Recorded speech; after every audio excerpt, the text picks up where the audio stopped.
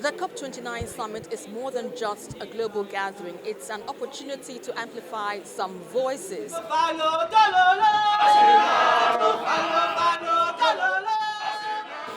Communities in Nigeria's oil-rich Niger Delta are demanding reparations for decades of oil extraction that has left their environment devastated. What do we want? Reparations. What do we want? Reparations. When do we want it? Now. When do we want it? Now. When do we want it? Now. Do we want it tomorrow? No. The Niger Delta, once known for its lush environment and rich biodiversity, now bears the scars of unchecked oil extraction. Activists argue that the ongoing pollution has destroyed their homes and forced many into poverty. Our waters has been polluted. We no longer have clean water. We no longer have a good environment to plant. If you come to the Niger Delta, you can see that our land, you can no longer plant crops that produce. If you plant cassava, you bring out a very tiny thing. And this is as a result of oil activity that's been going on over the years. This is the 29th COP.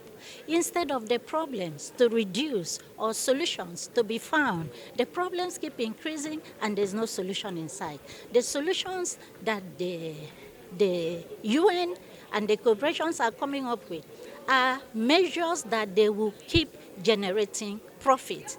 While much of the conversation at COP29 revolves around climate finance, African leaders are being urged to prioritize justice for impacted communities.